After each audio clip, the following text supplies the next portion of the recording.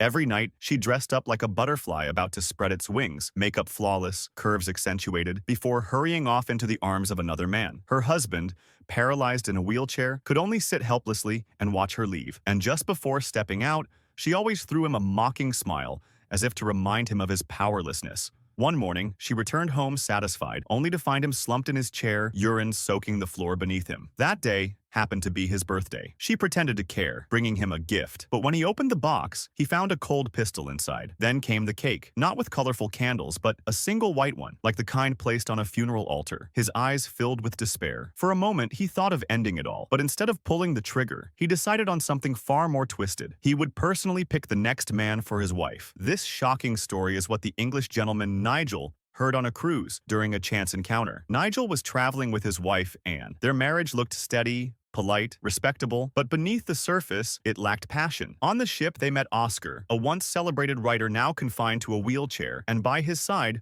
was Mimi, a seductive young woman who immediately caught Nigel's eye. Oscar noticed his reaction, but instead of anger, he gave a sly smile and invited Nigel to sit. Then he began telling the story of how Mimi came into his life. Years ago, Oscar was still living as a bohemian writer, full of arrogance and indulgence. One night, on a bus, he met Mimi, a shy, innocent girl whose beauty and purity captivated him at once. He swept her into his world, and they plunged into a whirlwind romance, burning with passion and desire. At first, it was intoxicating. Mimi gave him everything: her love, her body, her freedom. Oscar basked in her devotion. But when the novelty faded, boredom crept in. He began to mock her, criticize her, and humiliate her. Mimi endured it all because she loved him desperately, but Oscar pushed further. He reshaped her, teaching her to dance, dressing her up, transforming her from a shy girl into a creature of seduction, a tool for his desires. Eventually, the roles reversed. Love turned into resentment. Mimi began to dominate him, to torment him with indifference and betrayal. Oscar's pride as a writer crumbled, and then fate delivered the final blow. A car accident left him paralyzed for life. Now, trapped in his wheelchair, he could only watch Mimi flaunt her body, seeking pleasure in other men's arms,